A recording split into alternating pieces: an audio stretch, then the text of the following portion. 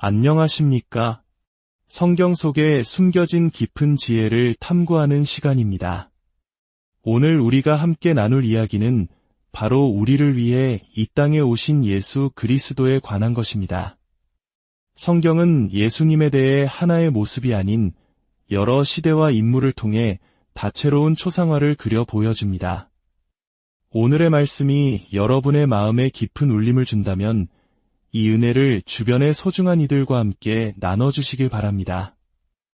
하나님의 말씀이 퍼져나가는 그 길에 여러분이 동참해 주시는 것은 무엇보다 귀한 일입니다.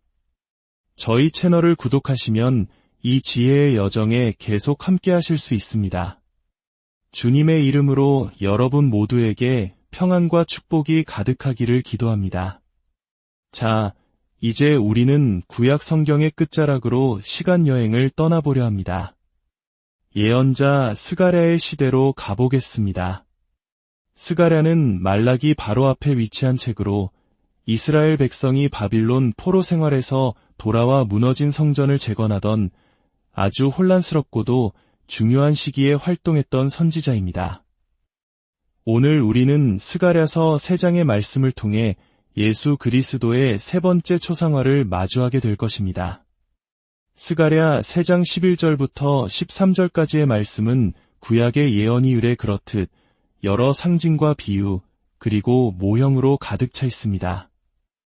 하지만 그 안에는 예수 그리스도를 향한 아주 선명한 그림이 담겨 있습니다. 예언에서 예수님의 모형으로 선택된 인물은 바로 당시의 대제사장이었던 여호수아입니다. 히브리 이름 여호수아는 헬라어로 예수와 같은 이름이라는 사실 알고 계셨나요? 이름부터가 놀라운 연결고리입니다. 대제사장 여호수아는 이스라엘 백성을 대표하여 하나님 앞에 나아가는 인물이었죠. 그런 의미에서 그는 멜기세덱의 반차를 따르는 우리의 영원한 대제사장 예수 그리스도를 예표하는 인물, 즉 그림자였던 것입니다. 하나님께서는 스가랴에게 놀라운 명령을 내리십니다. 11절을 보면 은과 금을 받아 왕관을 만들어 여호사닥의 아들 대제사장 여호수아의 머리에 씌우라고 말씀하십니다. 여기서 잠시 멈춰 생각해 볼 부분이 있습니다. 제사장은 왕이 아닙니다. 제사장은 백성의 죄를 위해 제사를 드리는 사람이지 나라를 다스리는 왕관을 쓰는 사람이 아닙니다. 그런데 하나님께서는 대제사장 여호수아의 머리에 왕관을 씌우라고 명령하십니다. 이것은 당시 율법으로는 상상할 수 없는 파격적인 장면입니다. 이 왕관의 의미를 더 깊이 이해하기 위해 신약 성경으로 잠시 가보겠습니다. 성경 원어인 헬라어에는 왕관을 뜻하는 2개의 다른 단어가 있습니다. 첫 번째는 스테파노스입니다. 이 단어는 영어 이름 스티븐의 어원이기도 합니다. 스테파노스는 고대 올림픽 경기에서 승리한 선수에게 씌워주던 월계관과 같은 것입니다. 즉, 치열한 싸움과 경쟁 끝에 얻어낸 승리의 관을 의미합니다. 우리 믿는 자들이 마지막 날에 받게 될 생명의 면류관, 이의 면류관이 바로 이 스테파노스에 해당합니다. 하지만 두 번째 단어는 완전히 다릅니다. 바로 디아데마입니다. 이것은 경쟁을 통해 얻는 관이 아니라 태어날 때부터 왕족에게 주어지는 왕권의 관입니다. 누구도 이의를 제기할 수 없는 절대적인 권위와 통치권을 상징하죠. 요한계시록 19장에서 백마를 타고 오시는 예수님의 머리 위에는 많은 디아데마가 있다고 기록되어 있습니다. 이는 그분이 싸워서 승리한 챔피언일 뿐만 아니라 만왕의 왕이시며 만주의 주이심을 선포하는 것입니다. 스가랴에서 여호수아가 쓴 관은 바로 이 디아데마, 즉 왕권의 관이었습니다. 제사장의 직분과 왕의 직분, 결코 하나가 될 수 없었던 두 가지가 한 인물에게서 합쳐지는 놀라운 예언의 순간입니다. 이는 장차 오실 예수 그리스도께서 우리의 죄를 대속하시는 제사장이자 온 세상을 다스리시는 왕이 되실 것을 수백 년 전에 미리 보여준 위대한 초상화인 것입니다. 빌라도가 가시 면류관을 씌운 예수님을 군중 앞에 세우며 보라 이 사람이로다 라고 외쳤을 때 그는 자신이 무슨 말을 하는지 몰랐을 것입니다. 하지만 그 순간 그는 온 인류를 향해 가장 위대한 진리를 선포하고 있었습니다. 그렇습니다. 예수 그리스도야말로 하나님이 의도하신 참된 사람의 완전한 모습입니다. 스가랴는 위대한 사람에 대해 7가지 놀라운 선포를 합니다. 이제 하나씩 그 의미를 자세히 살펴보겠습니다. 첫째, 그의 이름은 가지라. 가지는 구약 성경에서 메시아를 가리키는 중요한 칭호입니다.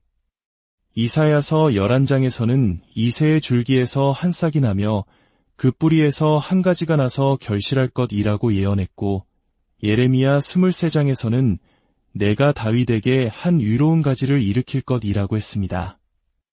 이는 다윗 왕조가 마치 베어버린 나무 그루터기처럼 몰락한 상태에서 전혀 예상치 못한 새로운 생명의 싹, 즉 메시아가 돋아날 것을 의미합니다. 그는 다윗의 뿌리이자 동시에 그의 자손이신 분입니다.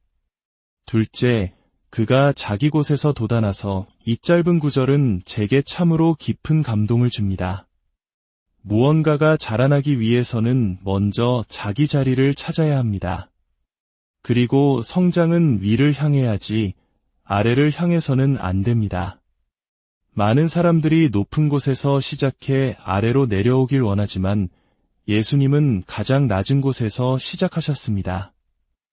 우리 한국 사람들이 흔히 말하는 밑바닥부터 시작한다는 말처럼 말입니다. 이사야서 신세장은 그가 마른 땅에서 나온 뿌리 같아서 라고 묘사합니다. 생명력이라곤 찾아볼 수 없는 메마른 유대 땅, 멸시받던 도시 나사렛의 미천한 가정에서 그는 조용히 하나님 앞에서 자라나셨습니다. 진정한 성장은 이처럼 자신을 낮추고 자기 자리를 찾을 때 시작됩니다. 셋째, 그가 여호와의 성전을 건축하리라. 그리고 이 말씀은 너무나 중요해서 한 번 더 반복됩니다. 그가 여호와의 성전을 건축하리라. 여기서 말하는 성전은 돌과 나무로 지은 건물이 아닙니다. 마태복음 16장에서 예수님은 내가 내 교회를 세우리니 라고 말씀하셨습니다. 내 교회.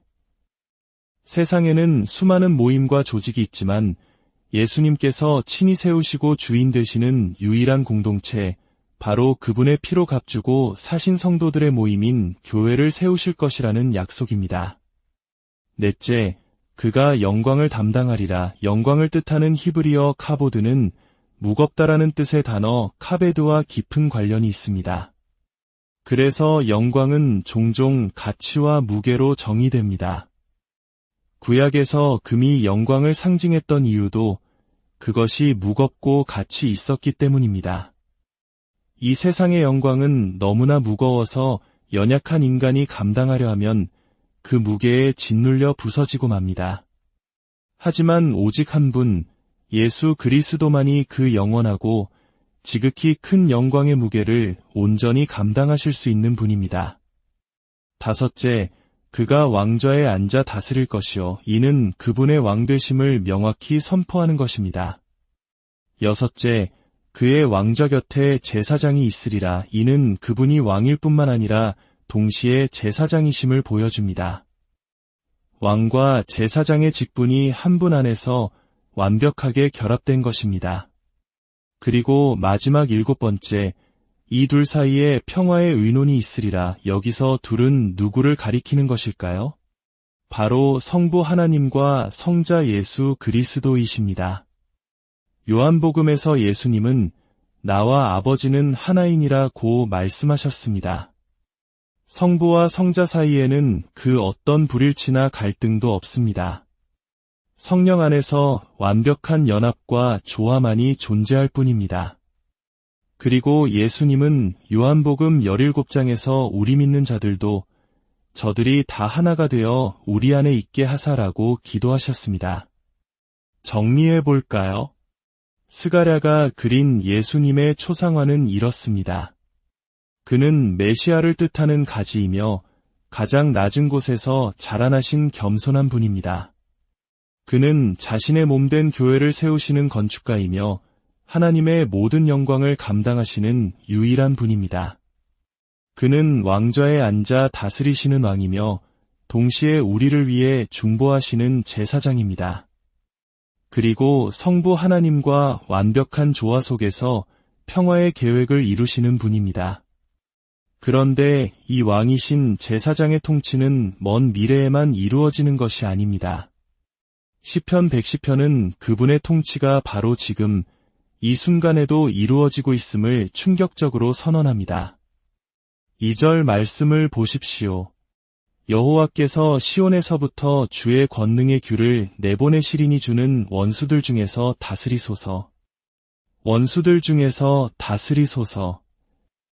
대부분의 사람들은 모든 원수가 사라진 후에 평화로운 통치가 시작될 것이라 생각합니다. 하지만 성경은 정반대로 말합니다. 예수 그리스도는 바로 지금 원수들이 사방에서 활동하고 조롱하고 공격하는 바로 그 한가운데서 통치하고 계십니다.